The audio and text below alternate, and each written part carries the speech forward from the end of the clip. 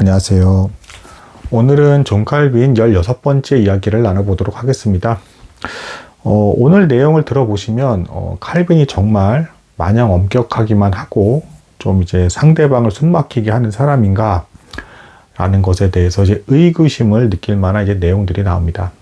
자, 이제 그 내용들을 살펴보시면 칼빈이 절대 스스로의 어떤 절대 권력을 추구한 것이 아니었고, 하필 당시에 이제 칼빈만큼 탁월하게 성경을 해석하는 사람들이 없었을 뿐더러, 그리고 이 사람이 이제 너무 빈틈없이 자신의 사심을 챙기지 않고 하나님의 영광만을 구하다 보니까 주변 사람들이 이제 거기에 대해서 딱히 트집을 잡을 만한 것조차도 없는 형태로 일이 진행되다 보니까 이게 어떻게 보면 좀 이제 엄격해 보이는 것 같은 느낌을 줬다.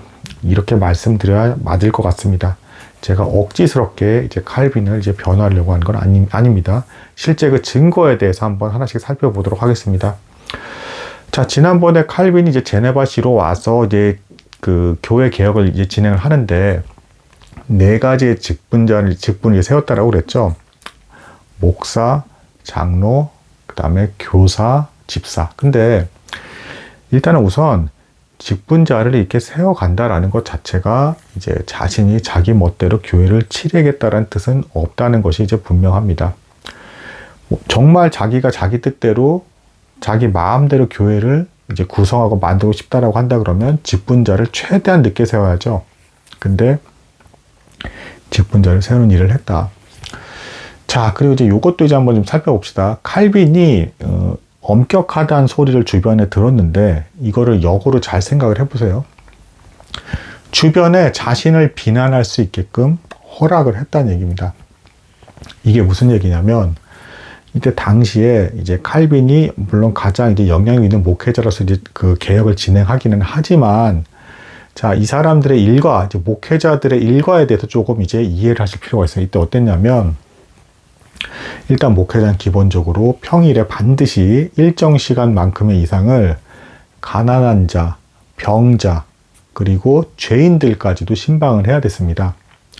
그러니까 뭐 앞에 단상에서만 설교만 했던 게 아니에요. 그러니까 만나기 힘든 까다로운 사람들까지도 반드시 가서 신방을 해야 됐던 거예요. 일례로 뭐 칼빈 같은 경우는 토요일 오후에는 반드시 죄수들, 감방에 있는 죄수들을 신방을 했고, 평일 월화수는 이제 일반 성도들 중에서도 가난한 자와 이제 과부, 이제 불쌍한 사람들을 반드시 함께 이제 동행하는 사람들과 함께 신방을 했다라고 합니다.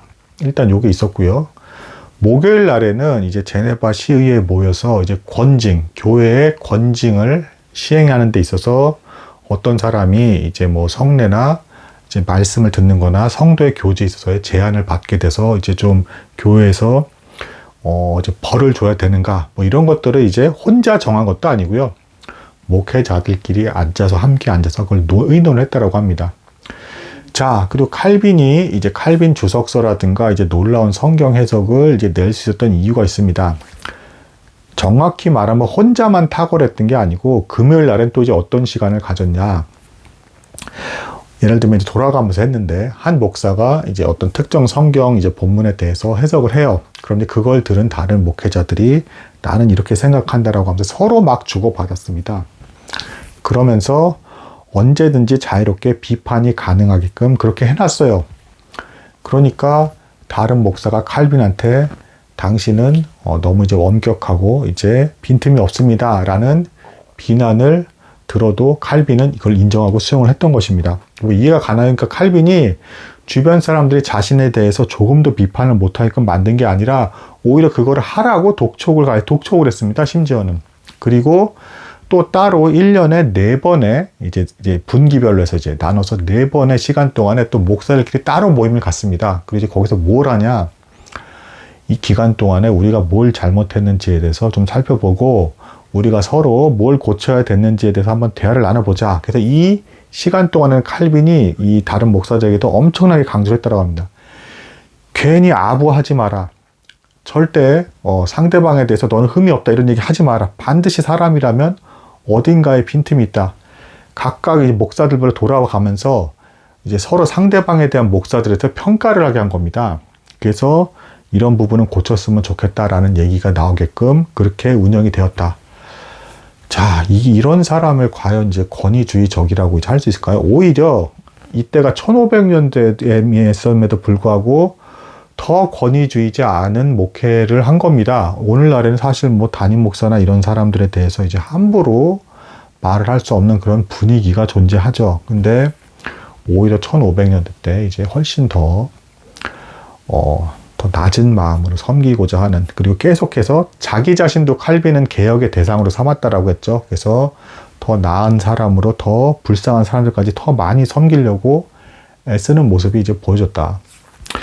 자, 그리고 이제 칼빈이 이제 개혁을 진행하는 과정에서 결국에는 초창기 목회자들은 이제 교체를 대부분 하게 돼요. 근데 이것도 상황을 잘 살펴보시면 곧바로 한 번에 자신이 나타나자마자 이제 뭐 무슨 정치할 때 뭐 대통령이 바뀌면 강요들이 바뀌잖아요.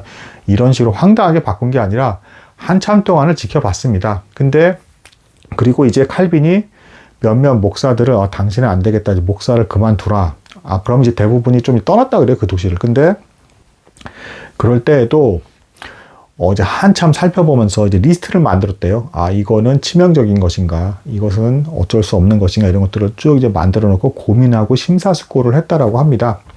근데 결론적으로 이제 초창기 이제 칼빈과 함께 했던 그 멤버들은 칼빈이 오기 전에 그 제네바시에 있었던 좀 대충 하는 목사들이었다고 했잖아요. 제가 말씀드렸지만. 그래서 그런 이제 그 목사들에 대해서 칼빈이 지켜본 결과는 이 사람들은 이제 공보다는 이제 공적인 일보다는 자신을 너무 앞세운다라는 결론을 내리게 되었고, 실제로 이때 이 제네바에서 전염병이 돌았을 때, 이 목회자들 집단 중에 칼빈과 딱 한 사람을 제외하고는 나머지가 다 환자들을 돌보지 않고 다 도망가 버리더랍니다. 그래서 칼빈이, 이건 도저히 안 되겠다. 그러니까 칼빈과 단순히 교리적으로 일치하지 않아서 이 사람을 쫓아낸 게 아니라 성도를 사랑하는 마음이 없었기 때문에 이들을 정리하고 보냈다. 뭐 이제 이렇게 말씀드릴 수가 있겠습니다.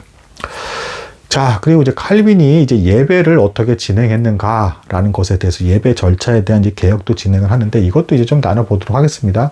여기서 주의해야 될 점은 칼빈이 이제 한 이 예배 절차가 무조건 정답은 아니라는 거, 성경에서 무조건 이러한 순서로 이렇게 예배해라라는 것이 나와 있는 건 아니기 때문에, 하지만 어쨌든 이제 칼빈은 칼빈대로 굉장히 고민하면서 이제 예배 절차를 이제 정했고, 이것을 참조해서 배울 점도 있는 것 같다라는 걸 이제 미리 말씀드리겠습니다. 자, 우선은 이제 축도를 했다라고 해요. 먼저 이제 하나님의 시편 말씀을 이제 회중들에게 이제 선언을 하고, 그 다음에 이제 뭐를 했냐? 칼빈이 이제 모든 회중을 대표로 해서 이제 죄를 고백했다라고 합니다. 죄를 고백을 했고, 그러니까 이제 이런 말을 했죠. 예배 시작에 먼저 우리의 도움은 우리를 천지를 지으신 여호와의 이름 앞에 있도다라는 이 말을 선언을 딱 하고, 그 다음에 이제 칼빈이 회중을 대표해서 이제 그 죄를 고백을 하는 겁니다. 그 다음에 이제 뭐를 하냐면, 스트라스부르에 있을 때는 이제 죄가 용서받았습니다, 이 말을 했대요. 근데 이제 제네바시는 그걸 안 하고, 그 다음에 시편 찬송을 이제 회중들로 하여금 부르겠다라고 합니다. 전원이 다 같이 부른 거예요. 그러니까 칼빈이 꿈꿨던 예배는 뭐냐면, 목회자 중심의 예배가 아니라 회중 전체가 참여하는 이제 예배예요. 그래서 시편 찬송을 대단히 강조합니다. 그 전부터도 이 제네바에 쫓겨날 때도 시편 찬송을 굉장히 강조했어요, 실제로. 이게 적용이 됐지 못했지만. 근데 회중들과 함께 이제 시편 찬송을 부르면서 하나님께 기도하는 마음으로, 그리고 이제 제가 어제도 이제 신명기 말씀에 나눴지만, 하나님께서 또 말씀을 주실 때 인간의 감정과 정서적인 부분도 말씀을 순종하고 싶은 마음이 들게끔 한다 하셨잖아요. 그래서 그걸 칼빈이 그대로 적용을 한 겁니다. 그래서 마음의 준비가 되게끔 시편 찬송을 같이 부르고, 그러고 나서 칼빈이 이제 말씀을 이제 선포를 한 뒤에, 그러고 나서 이제 제법 긴 기간 동안에 이제 기도하는 시간을 가졌다. 이제 이런 형태로 이제 예배를 드렸다라고 이제 볼 수가 있겠습니다. 그래서 다시 한번 강조드리면, 칼빈이 꿈꾼 예배는 이제 모든 성도가 참여하는 것이었다. 그래서 아까 목회자들이 목요일엔 뭐하고 금요일엔 뭐하고 이런 것도 제가 설명을 드렸는데, 실제로는 칼빈이 모든 교회 안에 사람들은 무언가 직분과 관련된, 그리고 교회를 섬기는 것과 관련된 것을 해서 다른 사람들의 필요를 채워주길 바랬고, 그래서 모든 성도가 역동적으로 함께 활동하고 교회 일에 참여하는 것을 꿈꿨던 것이 칼빈이었고, 그 시편 찬송을 강조했던 것도 이제 요한계시록에도 하늘의 예배가 나오지만 모든 성도가 함께 하나님 앞에 하나님의 영광을 바라면서 감사하는 마음으로 이제 격앙이 되기를 바랬다. 자, 그래서 개인적으로 저는 그 시편 찬송 부분은 오늘날에도 좀 적용해도 좋지 않나라는 생각이 듭니다. 그래서 뭐 저 듣는 구독자들 중에서 뭐 FAE님이라든가 몇몇 음악을 하시는 분들이 있는데, 만약에 관심이 있으시다면 그 시편 가사를 실은, 그리고 가사의 정서에 맞는 분위기로 시편 찬송가를 이제 만들어 두신다면 굉장히 좋을 것 같습니다. 저도 실제로 뭐 이 내용들이 저 성경 말씀, 시편은 아니지만 성경 말씀 가사가 이제 실린 노래를 은연중에 아직도 불러요. 그러니까 예를 들면 이런 거 뭐, 아무것도 염려하지 말고 오직 모든 일에 기도와 간구로, 저도 모르게 나옵니다. 이러면서 말씀이 외워지는 것이죠. 이거 얼마나 유익합니까? 시편 찬송으로 이렇게 하면 뭐 일상생활에서 일반 성도들이 생활을 하면서도 자기도 모르게 그 시편 말씀, 그 찬송가, 이 가사 자체가 말씀이니까 이게 나오면서 아주 이제 그 삶 속에서도 하나님을 기억하는데 매우 도움이 될 수 있는 그런 도구가 아닌가라는 생각이 듭니다.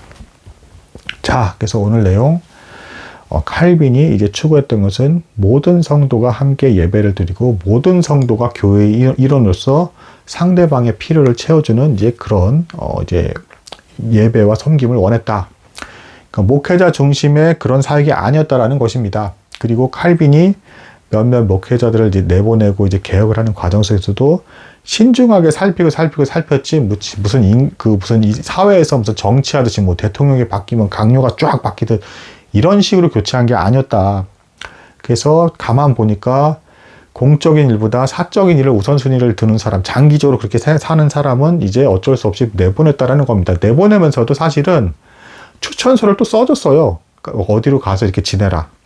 근데 이제 그것만 가지고도 막 불평을 할 만큼 너무 이기적이고 사적이고 교만한 목회자가 이제 초창기에 칼빈과 함께 많았기 때문에 어쩔 수 없이 정리가 된 것이다. 또 이제 찬송을 할 때 이 찬송가를 만든 사람이 있었는데 이 찬송가를 만든 사람과도 이제 나중에 조금 뜻하지 않게 조금 충돌이 나기는 해요. 왜 그러냐면 이 찬송가를 만드는 사람들이 좀 화려한 화음을 넣으렸습니다. 근데 이제 칼빈이 너무 지나치게 화음이 화려해지면 그 가사에 얹힌 그 의미가 가려지면서 이제 좀 이제 그 본질과 벗어나게 된다라고 해서 이것 때문에 조금 이제 티격태격한 일도 물론 있기는 합니다.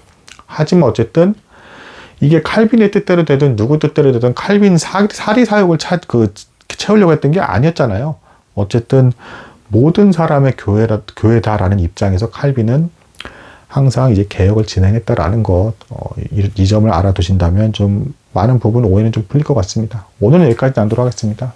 감사합니다.